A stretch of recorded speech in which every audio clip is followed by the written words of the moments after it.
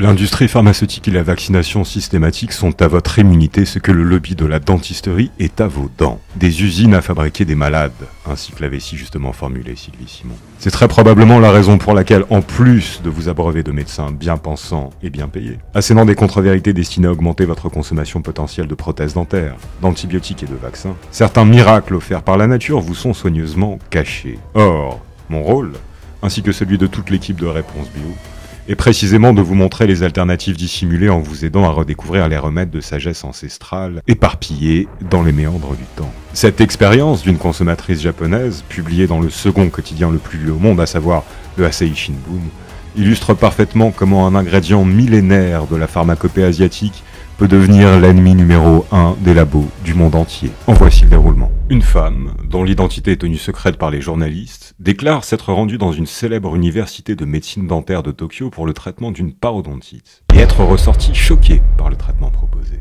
Immédiatement après avoir examiné l'état des gencives de sa patiente, le dentiste, radical, propose d'extraire toutes les dents pour les remplacer par des implants. Bien qu'issue d'un milieu modeste, la malade eut la présence d'esprit, au lieu de se laisser convaincre par la prestigieuse enseigne où exerçait le spécialiste dentaire, de rencontrer une journaliste d'un des quotidiens les plus appréciés du pays. Un média lui ayant non seulement donné l'opportunité d'alerter la population à propos des pratiques de l'université de médecine dentaire, mais aussi de rappeler aux Japonais, connaissant un taux de parodontite exceptionnellement bas, le remède les ayant réellement mis à l'abri, et ce depuis des milliers d'années, d'une telle maladie. Suite à cette désagréable aventure, notre mystérieuse lectrice demanda conseil aux anciens de sa famille, qui ne tardèrent à lui suggérer une approche très répandue au Japon et en Chine, et pourtant inconnue des jeunes générations, le distillat d'activation de charbon de bambou. Le problème du monde de la mécanique dentaire, ainsi qu'il se nommait encore il y a quelques générations, réside dans le fait qu'elle se focalise sur le fonctionnement physico-mécanique d'une zone donnée. Ainsi,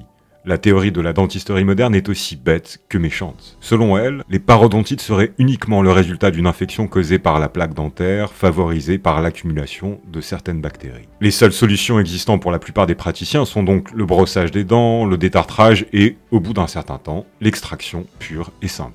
Aux yeux de ces spécialistes, ni le foie, garantissant l'équilibre microbiologique de la bouche, ni la bonne tenue des différents organes assurant la santé buccale dans sa globalité, ni même l'alimentation quotidienne ou les soins de la sphère ORL ne sont considérés un seul instant. Et puisque la logique de base de cette dentisterie est fondée sur une vision tronquée de la santé, les technologies mises à son service s'avèrent tout aussi inconscientes que dangereuses. Certains dentistes, fans de la série Star Trek, utilisant bien volontiers des rayons laser pour contrôler l'équilibre bactérien du haut tartre, devrait réaliser que cette technique s'attaque directement à la santé des gencives tout en risquant de provoquer la parodontite par aseptisation du terrain, au lieu de la prévenir. Le docteur Tadashi Kawakita, responsable d'une petite clinique publique de la préfecture de Kanagawa ayant autorisé une interview de son responsable du service dentaire, dont le franc-parler inquiète les laboratoires japonais en se permettant des déclarations peu communes, explique de but en blanc que la dentisterie moderne n'est pas un remède, c'est un massacre. Selon le docteur Ebay, la cause de la maladie parodontale ne serait pas une bactérie, mais le candida,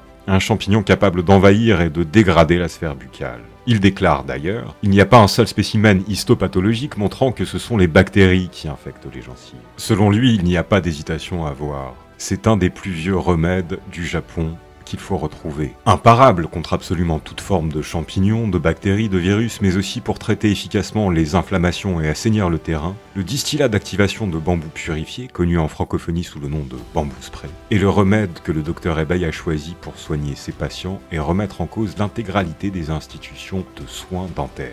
Et, pour ne rien vous cacher, voici le mode d'emploi qu'il recommande en cas de parodontite.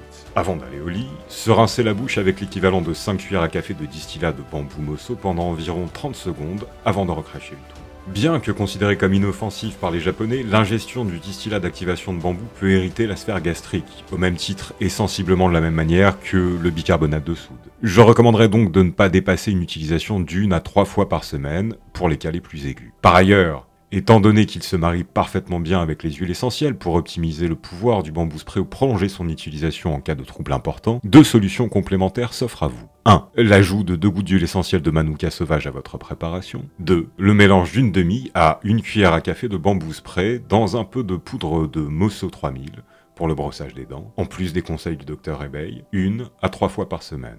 Si vous entendez bien que les conseils prodigués ci-dessus sont valables uniquement dans la mesure où vous utilisez un vrai distillat de Mosso, n'étant ni le résultat d'une poudre de bambou mélangée à de l'eau, ni celui d'une simple récupération de la condensation de fumée de bois, je suis disposé à vous en dire plus sur ces surprenantes applications. Depuis fort longtemps, de mère en fille et de grand-père en petits-enfants, le distillat d'activation de Mosso 3000 est utilisé pour réguler les bactéries dans la sphère buccale, mais aussi sur la peau, éviter les mauvaises odeurs et lutter contre la transpiration en application sous les aisselles ainsi que sous les pieds, régénérer directement l'épiderme en tant qu'antioxydant, lutter contre les caries mais aussi le tartre ou la mauvaise haleine, en brossage des dents ou bain de bouche. Pour calmer les sensations de fatigue, les épaules raides et les raideurs musculaires, en massage tel quel ou en mélange avec de l'huile essentielle de lavande, de manuka ou de chanvre.